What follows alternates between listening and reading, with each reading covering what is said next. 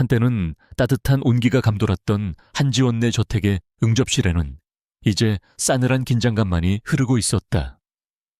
값비싼 가구들과 장식품들은 과거의 영광을 간신히 붙들고 있었지만 집안 곳곳에는 이미 파산의 그림자가 짙게 드리워져 있었다. 한지원은 자신의 맞은편에 앉은 아버지와 그의 옆에서 우아하게 차를 마시는 새어머니 박여사를 보며 불안한 침묵을 견디고 있었다. 이 폭풍전야 같은 고요함 뒤에 거대한 무언가가 닥쳐오고 있음을 그녀는 직감했다. 지원아. 마침내 박여사가 평소보다 한 톤 높은 가식적인 목소리로 입을 열었다. 너에게 아주 좋은 소식이 있단다. 우리 집안을 다시 일으켜 세울, 그리고 내 인생을 활짝 펴게 해줄 그런 소식 말이야. 그녀는 마치 자비로운 은인인 양미소를 지었지만 그녀의 눈에는 차가운 계산과 탐욕이 번뜩이고 있었다. 지원은 아무 대답 없이 그녀가 꺼내놓을 다음 말을 기다렸다. 왕 회장님께서 너를 아주 마음에 들어 하셨단다. 그래서 우리 집안의 빚을 모두 청산해 주시는 조건으로 너를 며느리로 맞이하고 싶다는 의사를 전해오셨어. 왕 회장. 그 이름이 나오는 순간 지원의 귓가에 이명이 울리는 듯했다. 60대 후반의 나이에 돈과 권력을 무기로 수많은 젊은 여자들을 유린해온 추악한 늙은이. 재계에서는 그를 성공한 사업가가 아닌 합법적인 약탈자이자 탐욕스러운 괴물로 부르고 있었다. 지원의 얼굴에서 핏기가 가셨다. 불씨는 곧 경악으로 그리고 이내 차가운 분노로 변했다. 그녀는 자리에서 벌떡 일어났다. 그녀의 움직임에 찻잔이 흔들리며 위태로운 소리를 냈다. 싫어요. 그녀의 목소리는 낮았지만 그 안에는 결코 꺾이지 않을 강철 같은 의지가 담겨 있었다. 저는 그 남자와 결혼하지 않겠어요. 절대로. 그녀의 단호한 거절에 박 여사의 부드럽던 미소가 순식간에 사라지고 싸늘한 본색이 드러났다. 뭐라고? 네가 지금 무슨 자격으로 싫다는 말을 하는 거지? 네 아버지가 이룬 모든 것이 무너지고 우리가 길거리에 나앉게 생겼는데 이건 네가 이 집안의 딸로서 마땅히 해야 할 의무야. 그녀는 의무라는 단어로 딸을 제물로 바치는 행위를 포장하려 했다. 지원은 자신의 아버지에게로 시선을 돌렸다. 그녀의 아버지는 딸의 간절한 눈빛을 마주하지 못하고 시종일관 고개를 숙인 채 손가락만 만지작거리고 있었다. 그 무력하고 비겁한 모습에 지원의 가슴은 더욱 무너져 내렸다. 아버지 어떻게 저한테 이러실 수 있으세요, 저를 저런 괴물에게 팔아넘기시겠다는 말씀이세요. 그녀의 목소리는 절망으로 떨리고 있었다. 어쩔 수 없었다. 없었다, 지원아. 아버지는 간신히 죄인처럼 중얼거렸다. 그 말은 지원의 마음에 남아있던 마지막 희망의 끈을 끊어버렸다. 이 집에서 자신을 지켜줄 사람은 아무도 없었다. 그녀는 상품이었고 가족이라는 이름의 인신매매범들 앞에 놓인 재물일 뿐이었다. 차라리 죽겠습니다. 저런 남자와 결혼하느니 차라리 죽는 게 낫겠어요. 그녀는 절박하게 외쳤다. 바로 그 순간이었다. 짝 하는 날카로운 파열음과 함께 지원의 고개가 옆으로 돌아갔다. 그녀의 뺨 위로 불이 난 듯한 뜨거운 고통이 번져나갔다. 그녀를 때린 것은 평생 그녀에게 손 한 번 댄 적 없었던 그녀의 아버지였다. 그는 박 여사의 압박과 자신의 무력감에 못 이겨 결국 자신의 딸에게 용서받을 수 없는 상처를 남기고 말았다. 그 손찌검은 두 사람의 부녀 관계를 영원히 끊어내는 단절의 소리였다. 지원은 더 이상 울거나 소리치지 않았다. 그녀의 눈에서는 눈물 대신 차가운 경멸과 증오가 흘러나왔다. 그녀는 자신의 뺨을 때린 아버지를, 그리고 그 옆에서 만족스러운 미소를 짓는 박 여사를 번갈아 쳐다보았다. 그리고는 아무 말 없이 자신의 방으로 향했다. 박 여사는 그런 그녀의 뒷모습을 보며 가정부에게 명령했다. 약혼식 날까지 지원이 방에서 한 발짝도 못 나오게 문을 잠가. 자신의 방에 갇힌 지원은 한참 동안 멍하니 창밖을 내려다보았다. 뺨의 통증보다 마음을 핥히는 배신감이 더욱 고통스러웠다. 하지만 그녀는 절망에 주저앉을 시간이 없었다. 그녀는 더 이상 도살장에 끌려가는 어린 양이 아니었다. 그녀의 안에서 억압되었던 강인한 생존 본능이 깨어나고 있었다. 그녀는 이곳을 탈출해야만 했다. 무슨 수를 써서라도. 그녀는 방 안을 둘러보았다.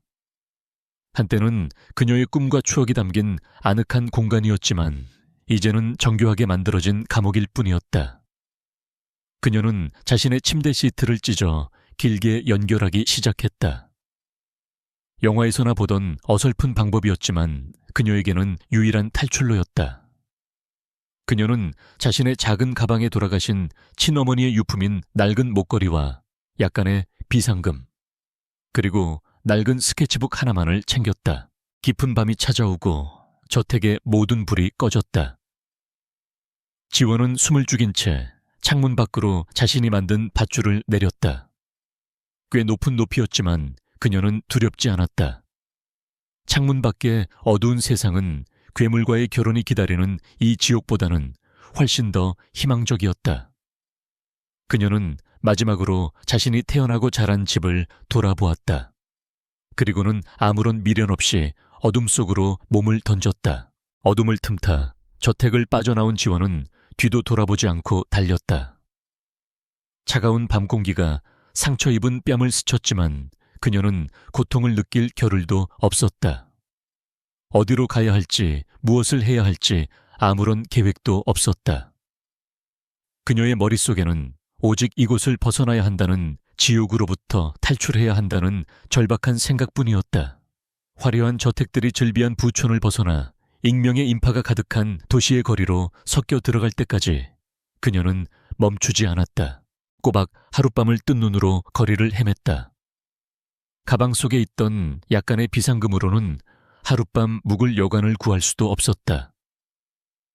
차가운 새벽 공기는 얇은 옷을 입은 그녀의 몸을 파고들었고 뱃속에서는 허기가 아우성을 쳤다. 화려했던 그녀의 세상은 무너졌고 그녀는 이제 이름도 갈 곳도 없는 완벽한 이방인이었다. 절망감이 파도처럼 밀려와 그녀는 차가운 벤치에 주저앉아 무릎에 얼굴을 묻었다. 그때였다. 동이 트고 사람들이 출근하기 시작하면서 그녀의 눈에 한 관공서 건물이 들어왔다. 구청이었다. 그리고 그 입구에 걸린 팻말의 글자들이 그녀의 흐릿한 시야 속으로 파고들었다. 혼인신고. 그 단어를 보는 순간 그녀의 머릿속에 번개처럼 하나의 생각이 스쳤다. 미친 생각이었다. 상식적으로는 도저히 불가능한 절망이 낳은 마지막 발악과도 같은 생각이었다. 결혼. 만약 자신이 다른 남자와 결혼한다면 왕 회장과의 약혼은 법적으로 성립될 수 없었다. 그녀의 가족도 더 이상 그녀를 강요할 수 없을 터였다. 그것은 그녀를 올가매는 모든 것으로부터 탈출할 수 있는 유일한 방법이었다. 물론 그것은 자신의 인생을 모르는 남자에게 던져버리는 위험한 도박이기도 했다. 하지만 그녀에게는 더 이상 잃을 것이 없었다. 어떤 지옥이라도 왕 회장과의 결혼보다는 나을 것이었다. 그녀는 결심했다. 그녀는 구청 앞에서 자신의 인생을 구해줄 혹은 망가뜨릴지도 모르는 낯선 상대를 기다리기 시작했다. 그녀는 자신처럼 아무것도 가지지 않은, 그래서 잃을 것이 없는 남자가 필요요 했다. 잠시 후 한 남자가 구청 안에서 서류를 들고 걸어 나왔다. 그는 20, 30대 후반으로 보였고 키가 크고 다부진 체격이었지만 옷차림은 먼지 묻은 작업복에 낡은 운동화 차림이었다. 언뜻 보기에 건설 현장 인부나 배달원 같았다. 바로 저 남자다. 지원은 자신도 모르게 자리에서 일어났다. 그녀는 비틀거리며 남자에게 다가가 그의 앞을 막아섰다. 남자는 갑자기 나타난 그녀의 모습에 잠시 놀란 듯 했지만 이내 경계심 없이 차분한 눈으로 그녀를 내려다보았다. 그의 눈빛은 웬일인지 지쳐 보였지만 선량해 보였다. 지원은 마지막 용기를 쥐어짰다. 그녀의 입에서 그녀 인생에서 가장 미친 말이 흘러나왔다. 저기, 죄송한데요. 저랑 결혼해 주실 수 있으세요? 남자는 김진우였다. 그는 사실 넥서스 이노베이션에 숨겨진 후계자였고 회사 내부의 비리를 파헤치기 위해 신분을 숨긴 채 잠입 수사를 하고 있던 중이었다. 그는 방금 구청에서 조사를 위한 서류를 떼어 나오던 길이었다. 그런 그의 앞에 눈물, 자국과 멍든 뺨을 한 채 엉망인 행색의 한 여자가 나타나 결혼해달라고 말하고 있었다. 황당한 상황이었지만 그는 웃거나 화내지 않았다. 그는 대신 눈앞의 여자를 조용히 관찰했다. 값비싸 보이지만 찢어진 옷컵에 질려 있으면서도 필사적인 눈빛, 그리고 그 안에 숨겨진 강인함. 그는 단번에 그녀가 평범한 사연을 가진 여자가 아님을 직감했다. 그리고 그의 머릿속에 그녀의 제안이 자신의 위장신분을 더욱 완벽하게 만들어줄 수도 있겠다는 계산이 스쳐 지나갔다. 아내와 가정이 있는 가난한 노동자. 그보다 더 의심받지 않을 완벽한 위장은 없었다. 후회하지 않겠어요? 그가 물었다. 그의 목소리는 의외로 차분하고 부드러웠다. 그의 질문에 지원은 고개를 저었다. 그녀의 눈에 다시 눈물이 차올랐다. 후회하더라도 지금 이대로보다는 나을 거예요. 그녀의 대답에는 더 이상 물러설 곳이 없는 자의 절박함이 담겨 있었다. 그녀의 눈빛을 가만히 들여다보던 진우는 잠시 생각에 잠기더니 이내 천천히 고개를 끄덕였다. 좋아요. 합시다. 그렇게 두 사람은 다시 구청 안으로 들어갔다. 서류를 접수하던 직원은 엉망인 행색의 여자와 먼지 묻은 작업복 차림의 남자의 조합을 믿을 수 없다는 표정으로 몇 번이고 되물었다. 하지만 두 사람은 망설임 없이 혼인신고서에 각자의 이름을 적어 넣어 놓았다. 지원은 자신의 이름을 쓰며 한편으로는 지옥에서 탈출했다는 안도감을, 다른 한편으로는 낯선 남자와 운명을 묶어버렸다는 불안감을 동시에 느꼈다. 그렇게 불과 몇 분 만에 두 남녀는 법적으로 부부가 되었다. 서로에 대해 아는 것이라고는 이름 석자뿐인 세상에서 가장 이상하고 아슬아슬한 부부. 지원은 구청을 나오며 이제는 자신의 남편이 된 남자에게 물었다. 이제 우리는 어디로 가죠? 진우는 잠시 하늘을 올려다보더니 그녀를 향해 희미하게 웃으며 말했다. 일단 우리 집으로 갑시다. 김진우의 우리 집이라는 말에 한지원은 잠시나마 그가 소박하지만 단정한 작은 아파트 정도는 가지고 있을 것이라고 기대했다. 하지만 그를 따라 버스를 몇 번이나 갈아타고 가파른 언덕길을 한참이나 올라 도착한 곳은 금방이라도 무너져 내릴 듯한 낡은 다세대 주택의 옥상에 얹혀있는 작은 옥탑방이었다. 그녀의 절망적인 탈출극의 종착지는 그녀가 상상했던 것보다 훨씬 더 초라하고 비참했다. 방은 어른 서너 명이 누우면 꽉 찰 정도로 비좁았고 낡은 가구들은 제 주인을 닮아 지친 기색이 역력했다. 하지만 이상하게도 방 안은 가난의 냄새 대신 깨끗하게 정돈된 느낌과 희미한 비누 향기가 감돌고 있었다. 그리고 좁은 창문 너머로는 그녀가 살던 저택에서는 볼 수 없었던 서울의 소박한 풍경이 그림처럼 펼쳐져 있었다. 그녀는 이곳이 자신의 새로운 현실이라는 것을 받아들이려 애썼다. 그들 사이에는 어색한 침묵이 흘렀다. 법적으로는 부부였지만 그들은 서로의 나이조차 모르는 완벽한 타인이었다. 가장 큰 문제는 잠자리였다. 방 안에는 낡은 싱글 침대 하나가 전부였다. 지원이 어쩔 줄 몰라 하고 있을 때 진우가 먼저 입을 열었다. 걱정 말아요. 난 바닥에서 자는 게 더 편합니다. 그는 창고에서 낡은 담요를 꺼내와 아무렇지 않은 듯 바닥에 자리를 폈다. 그의 작은 배려는 경계심으로 가득했던 그녀의 마음에 작은 온기를 불어넣었다. 다음 날부터 지원의 고단한 새 출발이 시작되었다. 그녀는 더 이상 명문가의 딸이 아니었다. 그녀는 이름 없는 가난한 노동자의 아내일 뿐이었다. 그녀는 가방 속에 있던 얼마 안 되는 돈으로 쌀과 기본적인 식료품을 사와 서툰 솜씨로 저녁을 차렸다. 그녀가 만든 된장찌개는 짰지만 진우는 군말 없이 밥 한 그릇을 깨끗하게 비웠다. 그는 그녀가 불평 한마디 없이 이 모든 상황에 적응하려 노력하는 모습에 조금씩 놀라고 있었다. 그녀는 가만히 앉아 누군가의 동정을 받으며 살 생각이 없었다.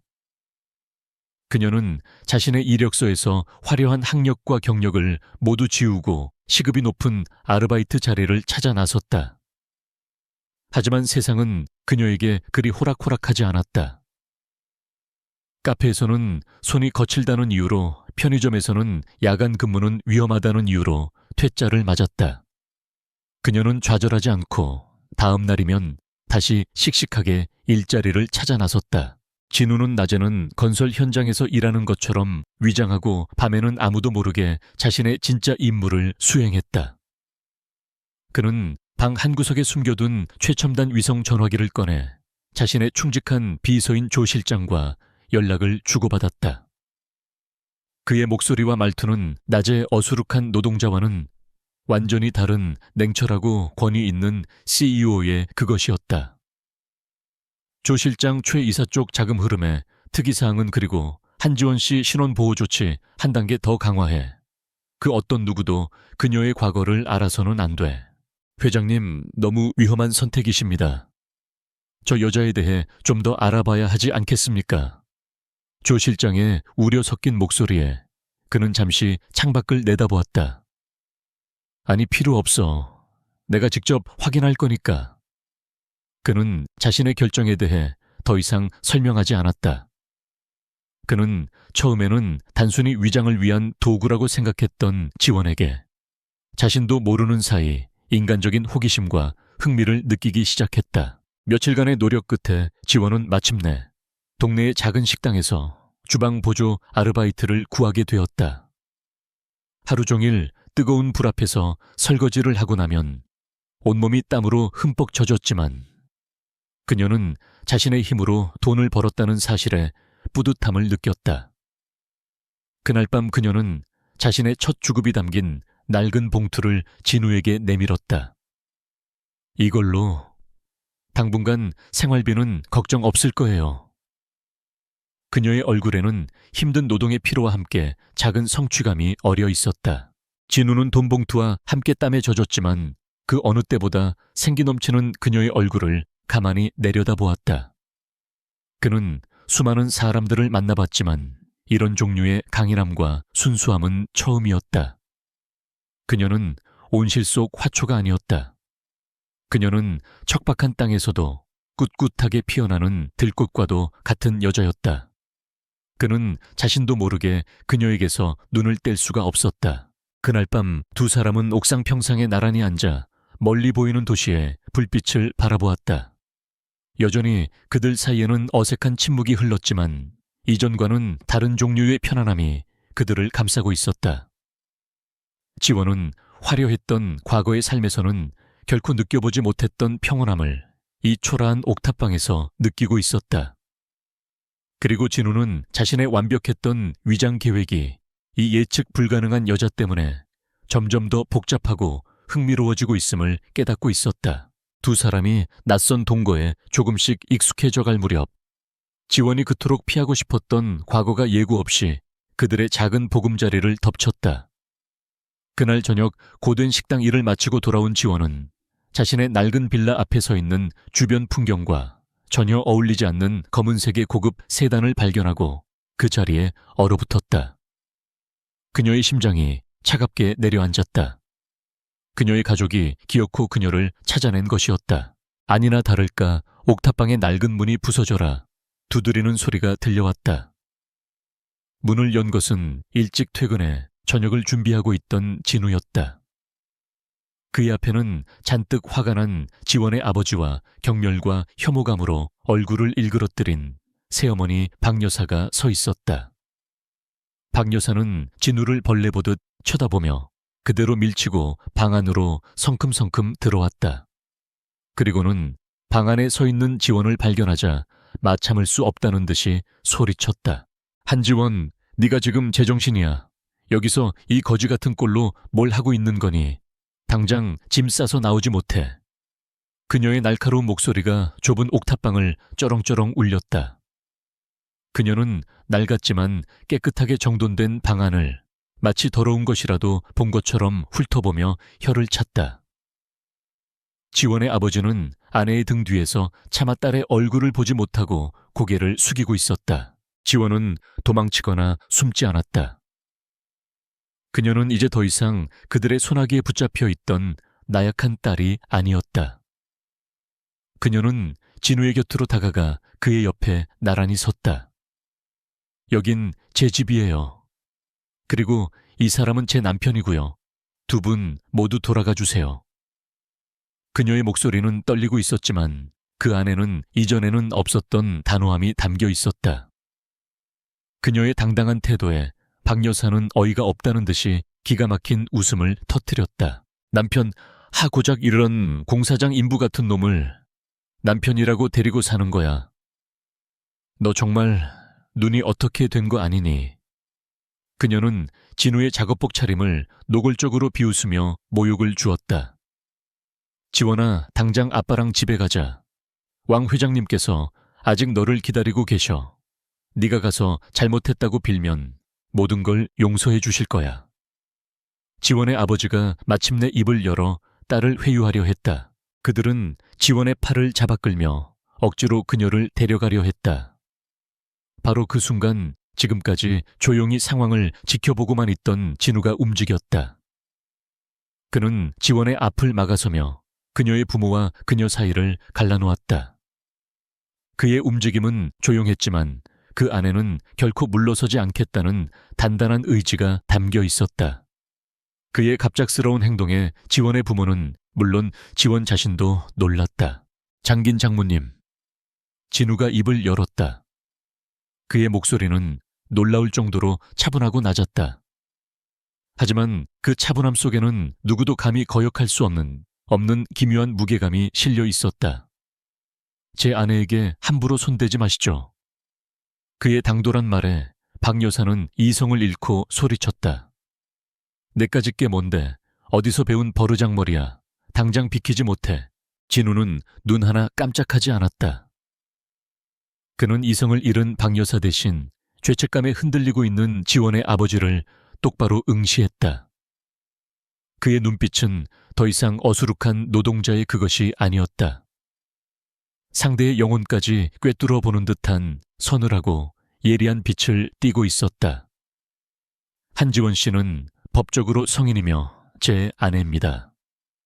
본인의 의사에 반해 강제로 데려가려는 것은 명백한 불법 감금 및 폭행죄에 해당합니다. 경찰을 부를까요?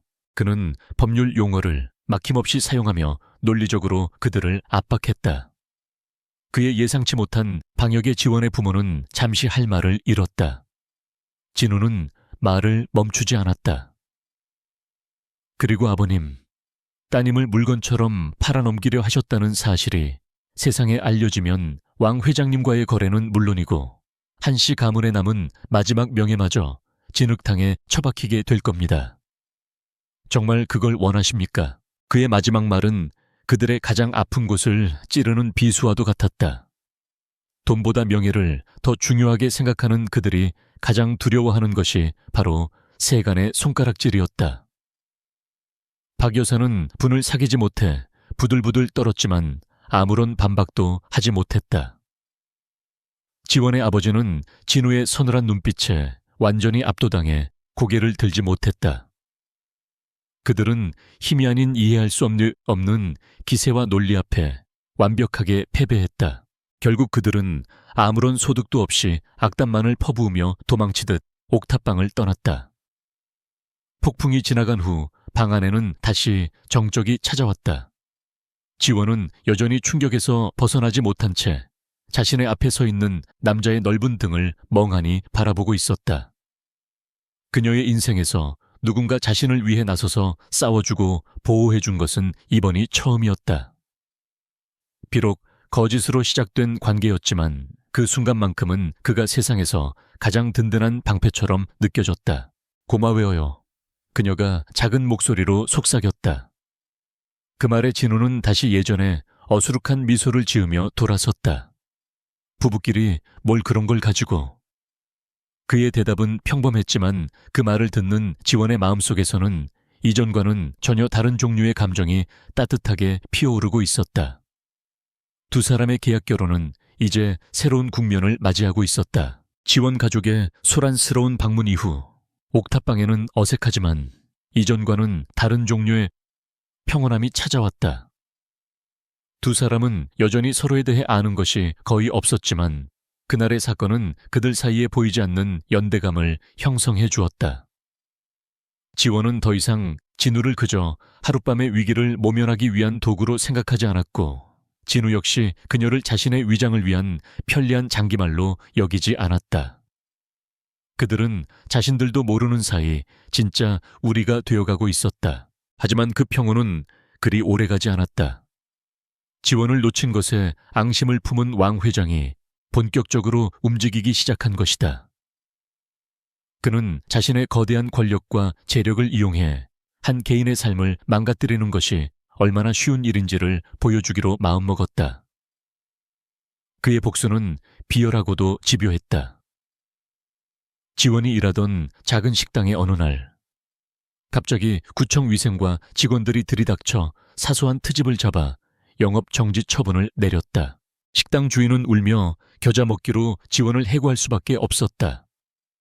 지원은 좌절하지 않고 곧바로 새로운 아르바이트 자리를 구했다. 하지만 그녀가 편의점에서 일을 시작한 지 며칠 만에 가게는 정체불명의 불량배들에게 습격을 당했다. 그녀가 가는 곳마다 불행한 사건들이 그림자처럼 따라다녔다. 그녀는 이 모든 일의 배후에 왕 회장의 추악한 미소가 있다는 것을 직감했지만 아무런 힘도 없는 그녀가 할 수 있는 일은 없었다. 그녀는 진우에게 자신의 고통을 털어놓지 않았다. 가난하지만 성실하게 살아가는 그에게 자신의 문제로 짐을 지우고 싶지 않았다. 그녀는 매일 밤 아무 일도 없었다는 듯이 피곤한 미소를 지으며 그를 맞이했다. 하지만 진우는 이미 모든 것을 알고 있었다. 그의 비서인 조 실장이 멀리서 그녀의 안전을 확인하며 모든 상황을 그에게 보고하고 있었기 때문이었다. 그는 아내를 괴롭히는 보이지 않는 소원의 정체를 알면서도 자신의 신분 때문에 섣불리 나설 수 없다는 사실에 지독한 무력감과 분노를 느꼈다. 동시에 진우의 비밀 수사 역시 점점 더 위험한 국면으로 접어들고 있었다. 그는 넥서스 이노베이션의 신축 데이터 센터 건설 현장에서 일용직 노동자로 위장한 채 최 이사가 벌이는 비리의 증거를 수집하고 있었다. 최 이사는 건설 자재를 납품하는 유령 회사를 여러 개 만들어 막대한 공사비를 빼돌리고 있었다. 그의 범죄는 너무나도 치밀하고 교묘해서 외부에서는 좀처럼 꼬리를 잡을 수가 없었다. 진우는 위험을 무릅쓰고 한밤중에 최 이사의 현장 사무실에 잠입해 회계 장부를 빼돌리려 시도했다. 하지만 그의 움직임을 감지한 경비팀에게 발각될 뻔한 아찔한 순간을 겪기도 했다. 그는 이 거대한 부패의 네트워크가 자신이 생각했던 것보다 훨씬 더 깊고 견고하게 연결되어 있음을 깨달았다. 최 이사 혼자만의 범행이 아니었다. 이사진 내부에도 그의 공범들이 존재하고 있었다. 회장님, 최 이사의 비자금 계좌에서 수상한 자금 흐름을 포착했습니다. 비밀 아지트에서 조 실장이 긴급하게 보고했다. 자금의 일부가 왕 회장이 실소유주로 있는 페이퍼 컴퍼니로 흘러 들어간 정황이 있습니다. 그 보고에 진우의 눈빛이 날카롭게 빛났다.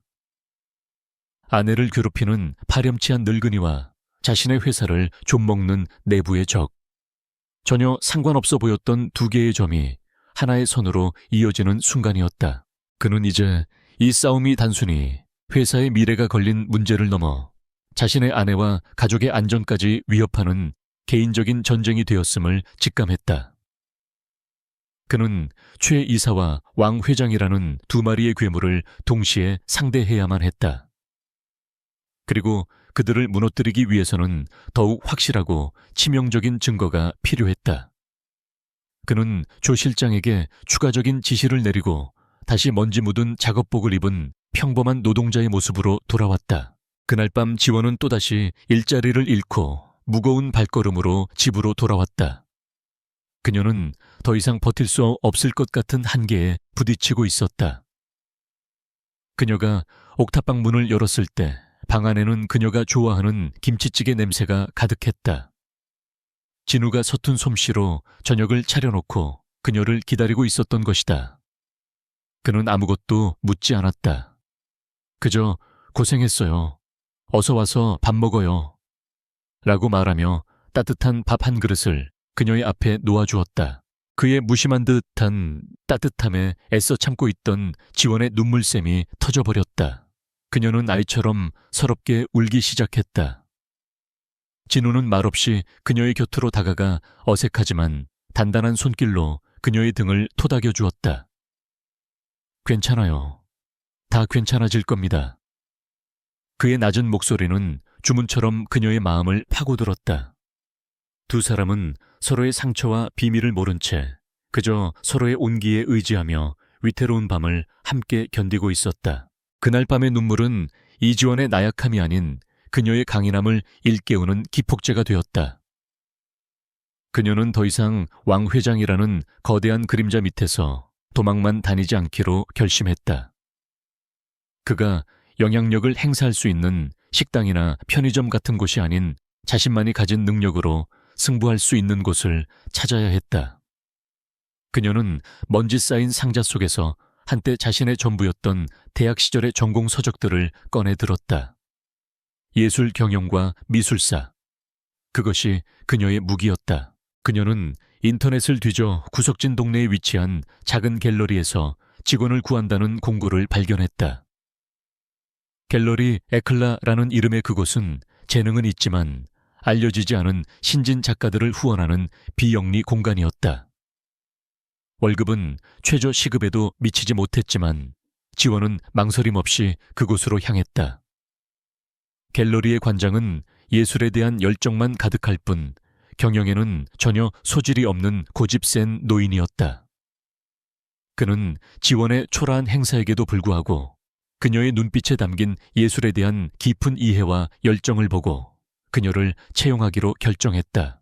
지원은 마치 물을 만난 고기처럼 갤러리 일에 몰두했다. 그녀는 쌓인 먼지를 닦아내고 뒤죽박죽이던 작품들을 새로운 관점으로 재배치했다. 그녀는 작가들과 대화를 나누며 그들의 작품 세계를 이해하려 노력했고 갤러리를 찾는 몇 안 되는 관람객들의 반응을 꼼꼼히 기록했다. 며칠 만에 그녀는 이 갤러리가 왜 파산 직전에 몰렸는지를 정확하게 파악했다. 문제는 작품이 아니라 시대에 뒤떨어진 운영 방식과 마케팅의 부재였다. 그녀와 갤러리 관장 모두 이곳이 사실은 넥서스 이노베이션이 몇 년 전 사회공헌 활동의 일환으로 인수했다가 잊어버린 자회사라는 사실을 모르고 있었다. 그리고 현재 최 이사가 비용 절감을 이유로 이 갤러리의 폐업 절차를 진행하고 있다는 사실은 더더욱 알지 못했다. 지원은 단지 이 소중한 공간과 재능 있는 작가들을 지켜내고 싶다는 순수한 열정만으로 움직이고 있었다. 그녀는 옥탑방의 작은 책상에 앉아 밤을 새워가며 갤러리 회생을 위한 사업 계획서를 작성하기 시작했다. 그것은 단순한 계획서가 아니었다. 가상현실 VR을 이용한 온라인 전시관 구축, 젊은 세대를 겨냥한 소셜미디어 마케팅 전략, 그리고 기업들을 대상으로 한 미술품 렌탈 구독 서비스까지. 그녀의 계획서는 최신 IT 기술과 예술을 접목시킨 대한민국 최고의 컨설팅 회사의 제안서와 비교해도 손색이 없을 정도로 혁신적이고 구체적이었다. 다음 날 지원은 자신의 계획서를 갤러리 관장에게 내밀었다. 관장은 처음에는 반신반의했지만 계획서를 읽어 내려갈수록 감탄과 충격으로 입을 다물지 못했다. 그는 지원이 평범한 아르바이트생이 아닌 숨겨진 경영 천재라는 사실을 깨달았다. 마침 모 회사인 넥서스에 마지막 운영 보고서를 제출해야 했던 그는 자신이 쓴 비관적인 보고서 대신 지원의 희망에 가득 찬 계획서를 제출하기로 결정했다. 갤러리 에클라에서 올라온 파격적인 보고서는 넥서스 이노베이션의 전략기획팀을 발칵 뒤집어 놓았다. 곧 폐업할 거라고 생각했던 작은 갤러리에서 올라온 것이라고는 믿을 수 없을 정도로 천재적인 아이디어였기 때문이었다. 보고서는 즉시 긴급 안건으로 분류되어 여러 단계를 거쳐 마침내 최고 경영자의 책상 위로 올라갔다. 비밀 아지트에서 보고를 받은 조 실장은 보고서 작성자의 이름을 보고 놀라움을 금치 못했다.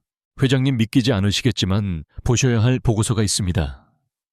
갤러리 에클라에서 올라온 것인데 작성자가 한지원 씨입니다. 조 실장의 말에 최 이사의 비자금 흐름을 추적하던 진우의 눈이 번쩍 뜨였다. 그는 조 실장이 건넨 태블릿 PC로 보고서를 읽어 내려가기 시작했다. 그의 표정은 호기심에서 놀라움으로 그리고 이내 깊은 감탄과 전율로 변해갔다. 이것은 단순히 똑똑한 수준이 아니었다. 시장을 분석하는 날카로운 통찰력, 예술과 상업을 결합하는 창의적인 사고, 그리고 모든 것을 실현 가능한 계획으로 만들어내는 치밀함까지. 그는 이 보고서에서 자신이 평생을 찾아 헤맸던 최고의 전략 파트너의 모습을 발견했다. 그리고 그 천재의 이름은 바로 자신의 계약 아내 한지원이었다. 그는 잠시 보고서에서 눈을 떼고 창밖을 바라보았다. 자신이 구해줘야 할 연약한 피해자라고만 생각했던 여자가 사실은 스스로 자신의 왕국을 건설할 수 있는 숨겨진 여왕이었다는 사실을 깨달았다. 그는 그녀를 너무나도 얕보고 있었다. 그는 보고서와 그녀가 살고 있는 옥탑방이 있는 방향을 번갈아 바라보았다. 그의 입가에 지난 몇 년간 단 한 번도 지어본 적 없는 경이로움과 감탄이 담긴 진짜 미소가 천천히 번져나가고 있었다. 한지원의 보고서를 읽은 후 김진호는 즉시 행동에 나섰다. 그는 넥서스 이노베이션의 숨겨진 회장으로서 자신의 권한을 이용해 갤러리 에클라의 폐업 계획을 무기한 보류시켰다. 그리고 그는 조 실장을 통해 익명의 해외 미술 애호가라는 이름으로 지원의 계획안을 실행하는 데 필요한 모든 자금을 지원하도록 지시했다. 그는 그녀의 재능이 현실의 벽에 부딪혀 꺾이는 것을 보고 싶지 않았다. 그녀가 자신의 힘으로 얼마나 높이 날아오를 수 있는지 지켜보고 싶었다. 한편 건설 현장에서의 그의 잠입 수사는 막바지를 향해 달려가고 있었다. 그는 마침내 최 이사가 공사 자재를 빼돌린 내역이 담긴 비밀 장부를 손에 넣는데 성공했다. 하지만 그 증거만으로는 최 이사의 뒤에 숨어있는 거대한 부패의 몸통을 모두 잘라내기에는 부족했다. 그는 최 이사가 스스로 덫에 걸려들도록 결정적인 미끼를 던져야만 했다. 위기감을 느낀 것은 최 이사도 마찬가지였다.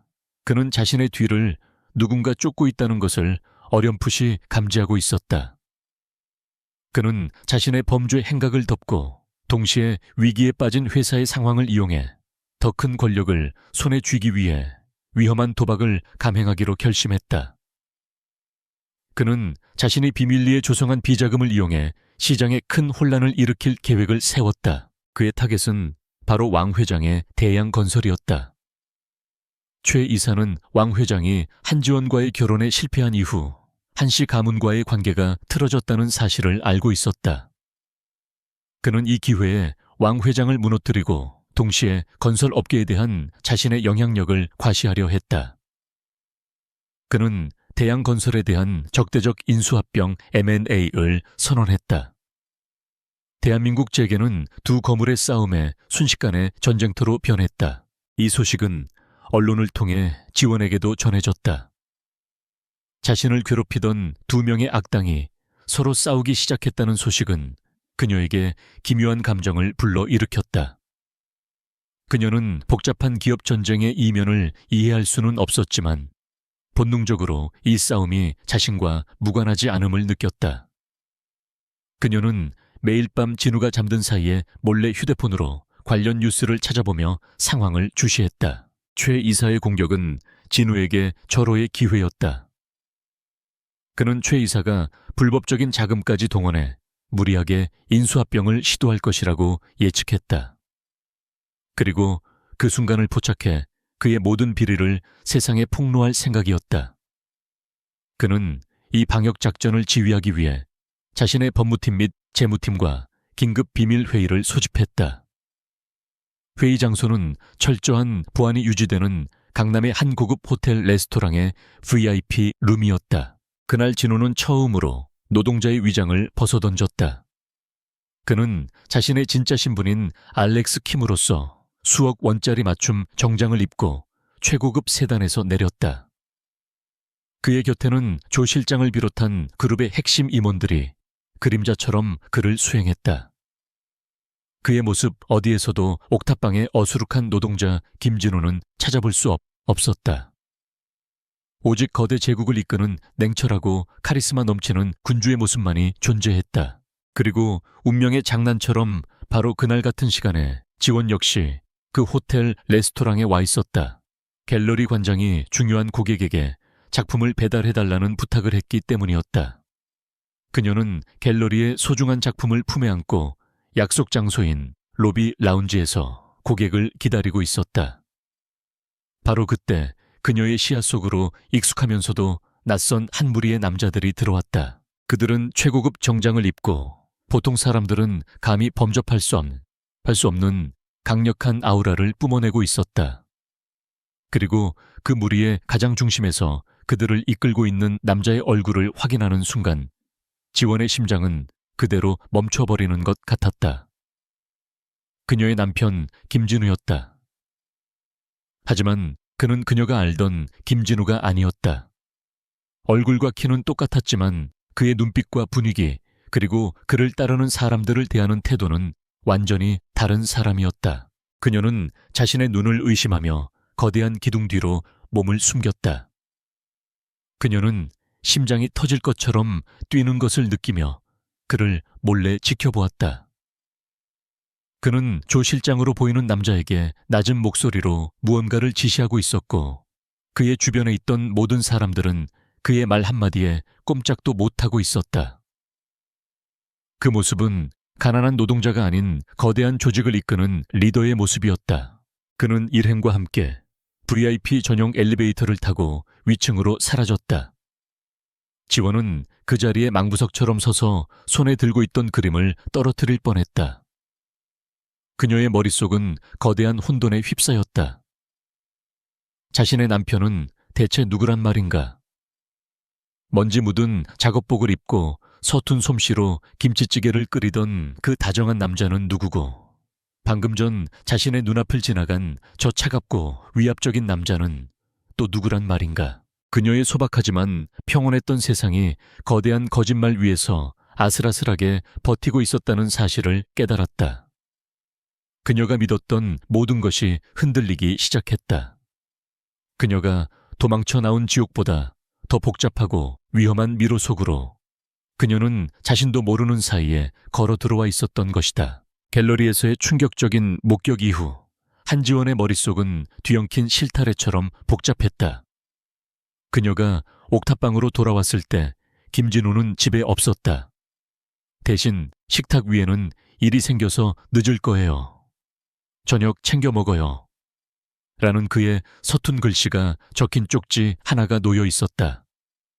그 평범하고 다정한 쪽지는 방금 전 호텔 로비에서 보았던 냉철하고 위압적인 남자의 모습과 겹쳐지며 그녀를 더욱 깊은 혼란 속으로 밀어넣었다. 다음 날 대한민국 경제계는 넥서스 이노베이션의 긴급 주주총회 소식으로 떠들썩했다. 최 이사가 대양건설 인수합병으로 인한 시장의 불안을 틈타 해외에 체류 중인 것으로 알려진 대주주 알렉스 킴의 경영 능력을 문제 삼으며 자신을 새로운 회장으로 추대하기 위한 기습적인 표 대결을 선포한 것이었다. 그것은 명백한 쿠데타 시도였다. 지원은 스마트폰으로 관련 뉴스를 지켜보며 어째서인지 이 모든 사건이 자신의 남편과 연결되어 있을 것 같은 불길한 예감에 휩싸였다. 주주총회가 열리는 넥서스 이노베이션의 본사 대강당에는 팽팽한 긴장감이 감돌았다.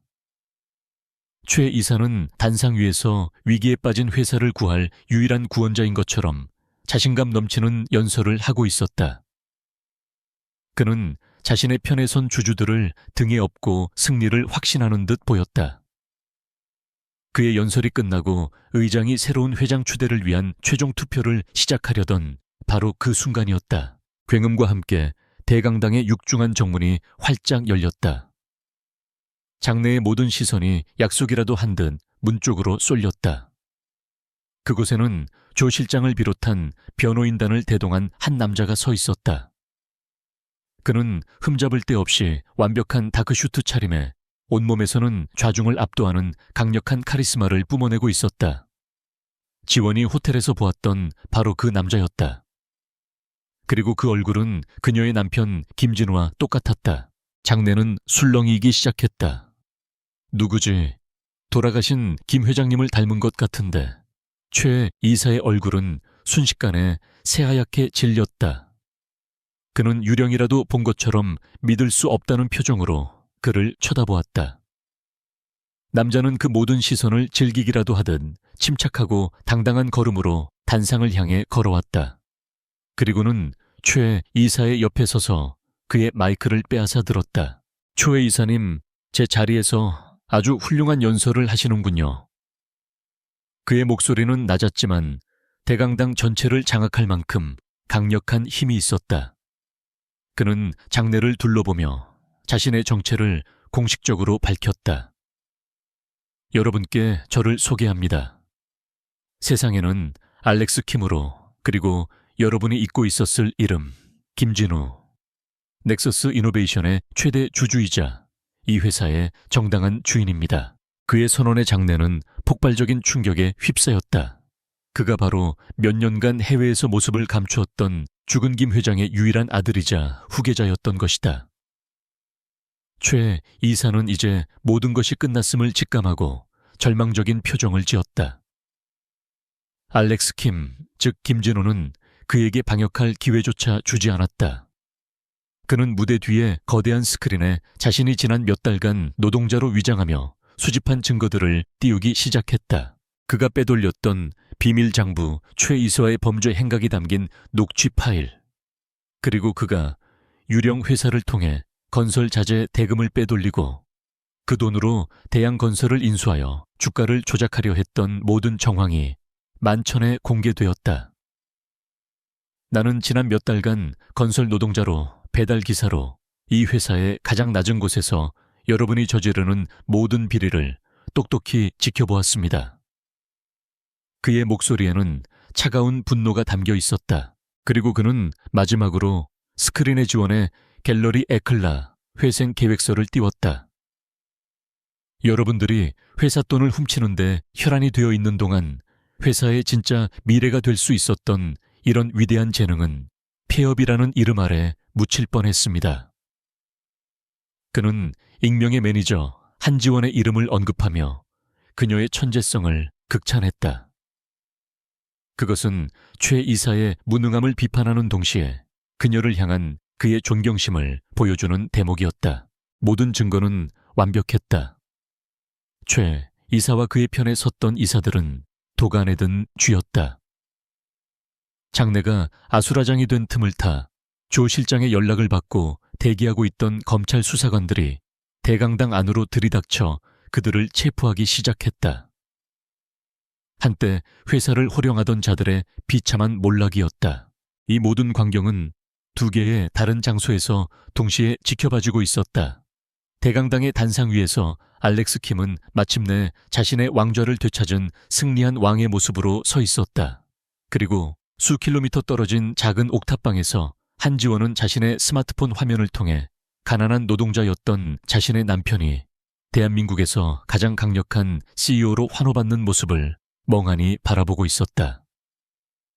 그녀의 세상은 다시 한번 송두리째 뒤집히고 있었다. 주주총회가 끝나고 세상이 발칵 뒤집히는 동안 한지원은 옥탑방에 홀로 앉아 있었다. 그녀의 손에 들린 스마트폰 화면 속에서는 왕의 귀환이라는 제목과 함께 그녀의 남편, 아니 알렉스 킴의 얼굴이 반복해서 나오고 있었다. 수많은 건 기자들 앞에서 회사를 장악하는 그의 모습은 그녀가 알던 어수룩하고 다정한 노동자 김진우와는 너무나도 다른 사람이었다. 그녀는 거대한 충격과 함께 깊은 배신감에 휩싸였다. 결국 자신 또한 그의 거대한 계획의 일부에 불과했던 것일까? 그녀는 지난 몇 달간의 시간들을 되돌아보았다. 그가 보여주었던 소박한 친절 그녀를 위해 가족에게 맞서주던 단단한 모습, 그리고 아플 때 말없이 끓여주던 라면 한 그릇까지. 그 모든 것이 거짓이었다고 생각하니 심장이 조각나는 듯한 고통이 밀려왔다. 그는 처음부터 모든 것을 알고 있었던 것이다. 그녀의 비참한 처지를, 그녀의 절박함을, 그리고 그것을 자신의 위장을 위한 완벽한 도구로 이용했던 것이다. 그때 계단을 올라오는 익숙한 발소리가 들렸다. 문이 열리고 그가 들어왔다. 그는 주주총회에서 입었던 값비싼 맞춤 정장이 아닌 늘 입던 낡고 편안한 작업복 차림이었다. 그는 그녀와 자신 사이의 거대한 간극을 익숙한 모습으로나마 메워보려 애쓰는 듯했다.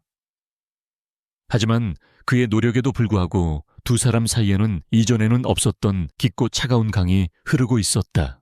지원 씨. 그가 먼저 침묵을 깼다. 하지만 지원은 대답하지 않았다. 그녀는 그저 배신감과 원망이 가득한 눈으로 그를 쳐다볼 뿐이었다. 그는 그녀의 시선을 피하지 않고 담담하게 자신의 잘못을 인정했다. 미안해요. 당신을 속여서. 그의 사과에 그녀는 참았던 분노를 터뜨리며 차갑게 물었다. 당신 누구세요? 그녀의 질문은 그의 정체를 묻는 것이 아니었다. 그것은 그의 진심을 묻는 상처 입은 영혼의 절규였다. 내가 결혼한 사람은 가난하지만 정직하고 친절했던 김진우 씨에게요. 그런데 방금 내가 TV에서 본 세상을 다 가진 듯 오만한 저 남자는 누구죠? 어느 쪽이 진짜 당신이에요? 그녀의 날카로운 질문에 그는 한참 동안 아무 말도 하지 못했다. 마침내 그가 입을 열었다. 그는 자신의 과거와 왜 신분을 숨겨야만 했는지에 대한 모든 것을 털어놓기 시작했다. 아버지의 갑작스러운 죽음 회사 내부에 깊게 뿌리박힌 부패의 흔적들, 그리고 진실을 찾기 위해 가장 낮은 곳으로 내려와야만 했던 자신의 선택까지. 그는 그녀의 갑작스러운 결혼 제안이 자신의 위장 계획에 더 없이 완벽한 방패막이가 되어주었다고 솔직하게 고백했다. 그의 설명을 듣는 내내 지원은 아무 말도 하지 않았다. 그녀의 얼굴은 모든 감정이 사라진 것처럼 무표정했다. 그래서 저도 당신의 그 위대한 복수극에 이용된 하찮은 장기말이었을 뿐인가요? 그녀가 마침내 내뱉은 말에는 지독한 허탈함이 묻어나왔다. 그녀는 그가 자신을 동정하고 어쩌면 조금은 좋아하고 있을지도 모른다고 생각했던 자신이 한심하게 느껴졌다. 아니요. 그는 단호하게 고개를 저었다. 처음에는 그랬을지도 모릅니다. 하지만 당신을 알아갈수록 모든 것이 변했어요. 그는 그녀에게 한 걸음 다가서며 진심을 다해 말했다. 나는 당신의 강인함을 보았고 당신의 지혜에 감탄했으며 당신의 따뜻함에 위로받았어요. 당신이 낡은 갤러리를 살리기 위해 밤을 새워가며 계획서를 만들 때 나는 당신에게서 존경심을 느꼈습니다. 당신이 나를 지켜주기 위해 당신의 가족 앞에 당당히 맞섰을 때 나는 당신에게서 감동을 받았습니다. 나의 기만은 역설적으로 내가 당신의 진정한 모습을 볼 수 있게 해주었습니다. 그의 말은 진심이었다. 그는 자신의 계획을 위해 그녀를 이용했지만 그 과정에서 오히려 자신이 그녀에게 구원받았다는 사실을 깨달았다. 하지만 그의 진심이 그녀가 받은 상처를 모두 치유해 줄 수는 없었다. 나는 당신을 위해 생활비를 걱정하고 당신에게 짐이 되지 않으려 밤늦게까지 아르바이트를 했어요. 당신이 세상에서 가장 부유한 남자라는 사실도 모른 채. 그게 얼마나 비참한 기분이었는지 당신은 모를 거예요. 그녀의 눈에서 결국 눈물이 흘러내렸다. 이유가 무엇이든 그의 거짓말은 그녀의 진심을 기만한 잔인한 행위였다. 진우는 더 이상 변명하지 않았다. 그는 그녀의 모든 분노와 상처를 묵묵히 받아들였다. 그는 그녀가 자신을 용서할 시간이, 그리고 모든 것을 다시 생각할 시간이 필요하다는 것을 알았다. 그는 그녀에게서 한 걸음 물러섰다. 오늘은 호텔에서 자겠습니다. 그가 말했다. 우리의 결혼은 거짓말로 시작됐습니다. 이 결혼을 여기서 끝낼지 아니면 진실 위에서 다시 시작할지, 그 결정은 이제 당신에게 맡기겠습니다.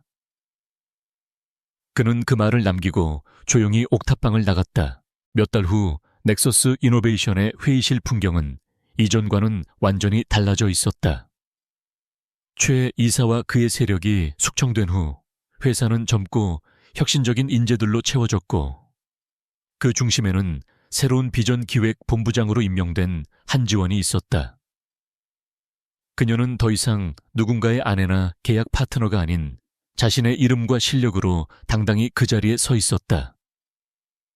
그녀의 날카로운 분석과 창의적인 아이디어는 넥서스 이노베이션에 새로운 활력을 불어넣고 있었다. 회의가 끝나고 알렉스 킴, 즉 김진우는 자연스럽게 그녀의 옆으로 다가가 짐을 들어주었다. 회의실 안에서는 냉철한 CEO와 유능한 본부장이었던 두 사람은 복도를 걸으며 평범한 연인처럼 다정한 대화를 나누었다. 오늘 프레젠테이션 아주 훌륭했어.